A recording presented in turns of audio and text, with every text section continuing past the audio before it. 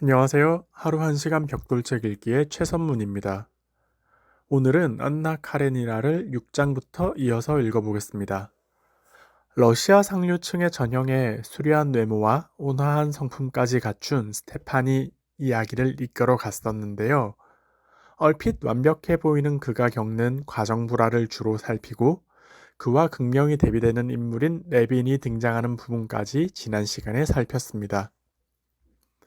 오늘은 지난 시간 막바지에 새로이 등장한 인물, 스테판과 극명히 대비되는 레빈이 이야기를 이끌어 가는데요. 본격적으로 본문에 들어가 보도록 하겠습니다. 페이지가 펼쳐지자마자 레빈은 자신이 스테판을 찾았던 이유를 정확히 읊습니다. 그는 스테판의 처제이기도 한 키티에게 청혼을 하려고 모스크바로 돌아왔다고 하죠. 레빈은 시골에 내려가기 전부터 키티와 관계를 맺고 친하게 지내다가 돌연 시골로 내려갔다고 합니다. 그러고는 시골에서 소를 기르고 황새를 사랑하며 집을 짓는 농부의 삶을 살았다고 하죠. 이런 그는 사회적으로 보면 대단히 부유한 귀족이며 지주인데요. 그런 그가 다른 귀족 가문의 영예인 키티에게 청혼하여 결혼하는 건 마치 농부가 가을에 수확을 하는 것처럼 당연한 일로 여겨집니다. 하지만 키티에게 영혼을 빼앗긴 레비는 그렇게 생각하지 않습니다. 키티는 신비하고 매력적이며 고결한 여성이며 그에 반해 자신은 보잘것없고 모자라기 그지없는 인간이라고 자평하죠. 이런 모습은 사실 사회적인 지위나 다른 여타 요소를 떠나 첫사랑에 빠진 평범한 남자의 모습이라 할 수 있겠습니다. 하지만 1년에 가까운 시골 생활에도 키트를 향한 마음이 끊이질 않자 그는 청혼을 결심하고 다시 모스크바로 돌아온 것이었습니다. 레빈이 지금 어떤 생각과 마음가짐인지를 정확히 살필 수 있는 대목이었습니다. 모스크바에 온 레빈은 먼저 큰 형인 세르게이를 찾아갑니다. 사랑에 관한 조언을 얻고자 하는 생각이었죠. 그가 큰 형의 집에 들렀을 때 큰 형은 집에 찾아온 철학과 교수와 감각과 존재의 상관성에 대한 논쟁을 하고 있었습니다. 감각이 곧 존재인지 혹은 감각과 존재는 별개의 관념인지에 대한 이야기였죠. 아무쪼록 잠시간 큰형과 대화를 하며 집안의 문제아로 불리는 둘째 형 니콜라이 역시 지금 모스크바에 있다는 이야기를 건네듣습니다. 둘째 형 니콜라이는 자기 몫의 가산을 상징하고서 질 나쁜 모임에 다니는 부류의 인간이라고 하는데요. 레비는 큰형 세르게이와 이런 이야기를 나누고서 스테판을 만나러 관공서를 갔던 것이었습니다.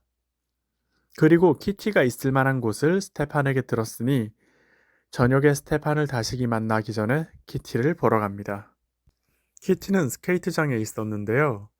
레빈을 발견한 그녀는 구면이자 친한 친구인 그에게 다가와 함께 스케이트를 타자고 합니다.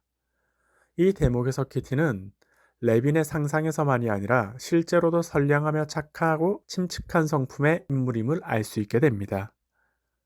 레빈은 소시적에 엄청 날린 스케이트 숙련자인데요.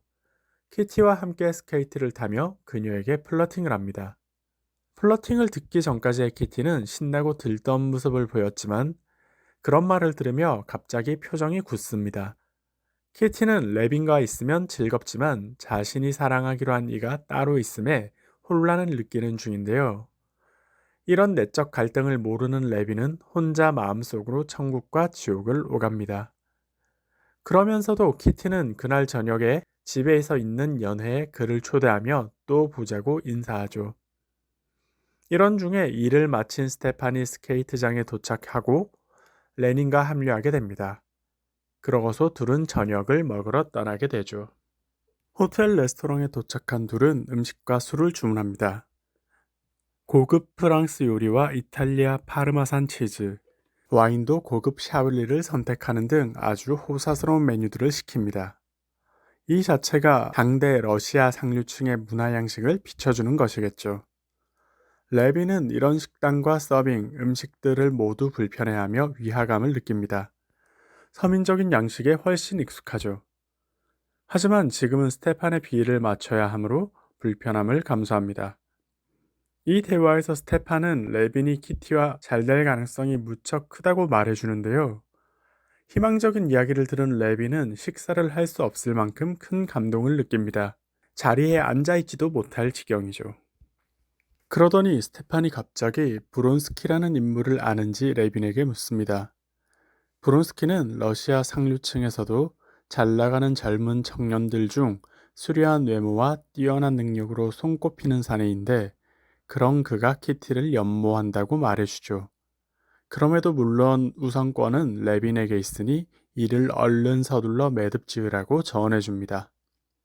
그러며 스테판은 이내 자신의 이야기를 합니다.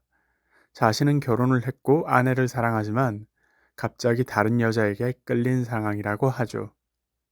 이 이야기에 레비는 이 레스토랑에서 배불리 음식을 먹고 나간 직후에 바로 빵집에서 빵을 훔치는 것과 뭐가 다르냐는 비유를 듭니다. 다시 말해 스테판에게 빵을 훔치지 말라고 부정을 저지르지 말라고 한 셈이죠.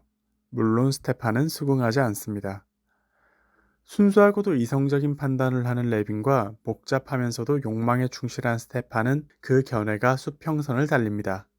식사도 이렇게 마무리되죠. 이어지는 이야기의 시점은 키티와 그 모친에게로 전환이 됩니다. 키티의 모친 입장에서는 처음 키티를 좋아하던 레빈은 야만적이고 특이한 성품으로 사이로 크게 들이고 싶지 않은 남자였습니다. 그러다가 호련히 사라져 무척이나 다행스럽게 여겨졌죠. 또 키티에게 새로 호감을 보이는 남성 브론스키는 모든 것이 완벽해 더할 나위가 없습니다. 하지만 다시 레빈이 등장해 딸라이가 흔들리지 않을지 걱정이 넘치죠. 이러는 사이 연회장에 무척 일찍 도착한 레빈이 보입니다. 레빈은 홀로 있는 키티에게로 찾아가는데요. 그를 본 키티는 자신이 레빈을 사랑하는 것은 맞지만 미래를 생각했을 때 그 판단이 맞을지 확신하지는 못합니다. 이렇게 99페이지까지 읽어봤는데요. 아마 다음 장에서는 키티에게 고백하는 레빈의 모습이 바로 보일 것 같습니다. 과연 레빈의 고백은 키티에게 가닿을 수 있을 것인지 다음 시간에 이어서 읽어보도록 하며 오늘은 이만 이야기를 마무리하겠습니다. 감사합니다.